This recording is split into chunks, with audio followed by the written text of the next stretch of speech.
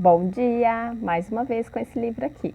Tem ótimas informações, ele é muito completo, não é uma leitura fácil, como eu já falei aqui em outro momento, mas vira e mexe eu volto nele para absorver mais coisas.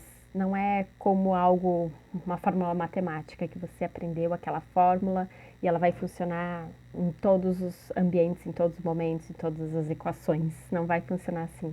Então, a cada tomada de consciência que você volta para esse livro, ele vai te falar, ele vai reverberar de uma forma diferente. Então, foi com essa vontade que eu trouxe mais uma vez esse livro para a gente estudar, para passar alguma coisa para vocês, refletir, né? Vamos refletir juntos aqui. Então, tem uma passagem bem bacana, é no capítulo 1, tá? Na página 23, para quem estiver interessado.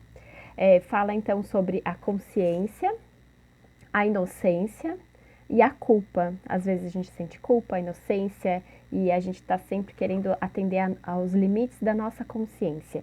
Então, Bert Hellinger ele vai explicando para a gente que, na verdade, a consciência não é bem assim como a gente imagina. A gente faz muitas coisas, tem pessoas que fazem atrocidades e fazem isso de consciência bem tranquila. E, por um outro lado, às vezes a gente faz algo bom, que a gente julga bom, mas fica com a consciência pesada depois, né? Então, tenho certeza que vocês já passaram por isso. Então, culpa e inocência e bem e mal. É isso que o Bert Hellinger ele nos traz. E por isso que ele é polêmico em alguns momentos, algumas pessoas não conseguem alcançar essa profundidade que ele tem, porque a gente fica muito, a gente se atém muito a esse bem e mal, aquilo que a gente aprendeu que é certo e errado, e muitas vezes isso vem até mesmo da religião, não falando mal de nenhuma religião aqui, pelo contrário, isso está no nosso inconsciente coletivo, às vezes você pensa que nem é religioso ou você não segue uma religião específica, mas a gente está muito ainda nesse bem e mal, certo e errado, quando na verdade a gente está fazendo algo ainda para aliviar a nossa consciência e ela vai muito além da moral. É isso que o Bert Hellinger nos traz. Então, para tentar ilustrar um pouco isso, Bert Hellinger ele também traz, ele é muito cheio de historinhas e ele cria essas histórias, esses contos para ajudar as pessoas a compreenderem num outro nível essas informações que ele traz, né? Então ele fala aqui desse conto sobre um discípulo e um mestre, e esse discípulo ele pergunta: mestre, o que é liberdade? E aí o mestre fala para ele: liberdade? O que é isso? Ele retorna essa pergunta, né? Então ele se inspira e começa a explicar para esse discípulo. A primeira liberdade é a estupidez. Então você lembra daquele cavalo que derruba o cavaleiro e relincha em triunfo, e ele ainda, né, acha que está fazendo alguma coisa muito boa. Ele teve a liberdade de jogar esse cavaleiro para fora, só que aí logo depois o cavaleiro retorna e amarra as correias ainda mais. Então é uma liberdade, mas é uma liberdade na estupidez, uma liberdade estúpida. Então o mestre continua: a segunda liberdade é o remorso. Então você lembra do timoneiro que afunda o navio. Ele arremessa o seu próprio navio nas pedras após os outros marinheiros terem se salvado nos botes. Então ele está lá nos destroços do navio e vê ao longe os marinheiros e aí ele sente o remorso. Ele teve um momento de liberdade, de escolha, mas ele decidiu ficar com o navio até o final. E aí ao longe vem o remorso. Então o mestre continua: a terceira liberdade é a compreensão. Ela só vem depois da estupidez e do remorso. A gente tem que passar pela estupidez e pelo remorso para depois, com muito tempo, muita experiência, a gente vai aprender. Então, o mestre fala: lembra do caule, que com a tempestade ele vai se dobrando, justamente no seu ponto mais fraco, e ele resiste a essa tempestade, ele resiste aos ventos fortes. Então, lembra do bambu, né, que é uma árvorezinha muito fininha, mas muitas vezes ela resiste muito mais que uma árvore bem mais frondosa, bem mais forte, aparentemente, porque ela se dobra. Então, o caule do bambu se dobra nas tempestades e nas adversidades, né? Então, ele resiste, ele está lá inteiro e firme. Então essa é a liberdade da compreensão, E aí o discípulo, ele recebeu, né, todas essas informações do seu mestre, ele falou, isso é tudo? Ele achou que ele ainda não tinha entendido muito bem.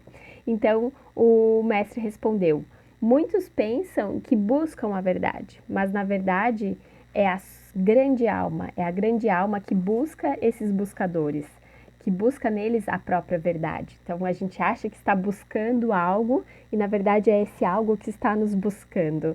É bem a filosofia oriental, né? Ela fala muito dessa forma, nessa sutileza. Então, assim como a natureza, ela aceita a variedade, mas ela substitui facilmente os que tentam enganá-la.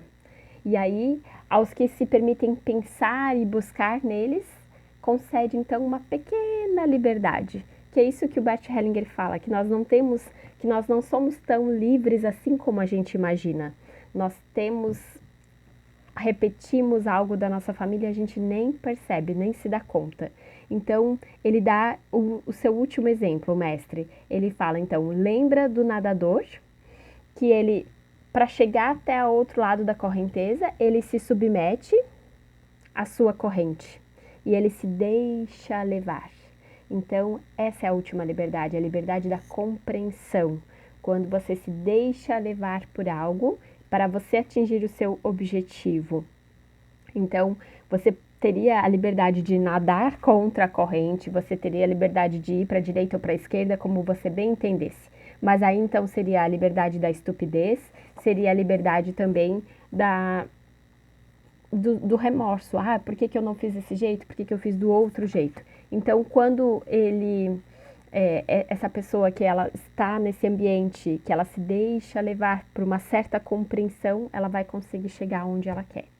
Então, o Bert Hellinger, ele traz essa pequena história para ilustrar sobre essa liberdade que a gente acha que tem na nossa família, por exemplo. A gente acha que vai fazer muito diferente. E aí é numa dessas que a gente vai pela liberdade da estupidez, pela liberdade do remorso.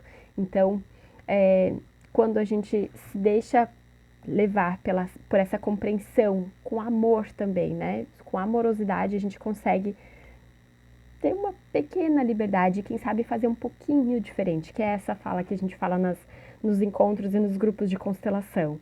Então, aqui vem mais uma vez uma postura de constelação familiar, que é a gente compreender o nosso ambiente, aonde que está esse rio, aonde que eu estou tentando nadar contra a corrente e aonde que eu posso me deixar levar para conseguir chegar no meu objetivo. Então, aonde que é esse ambiente, onde que é esse rio? É na minha família, é no meu trabalho, é com as pessoas que eu convivo? O que eu posso ser um pouco flexível e aí sim conseguir chegar no objetivo que eu quero? Então, fica essa reflexão para nós. Eu aguardo as perguntas de vocês, vou responder todas elas. E aí, quem quiser deixar algum tipo de sugestão para os próximos vídeos, deixa aqui nos comentários. Curte, compartilha, passa para os seus amigos. E espero ter ajudado vocês em algum momento, né, nessas reflexões que também servem para mim. É muito importante. Um abraço para vocês, um beijo e até semana que vem.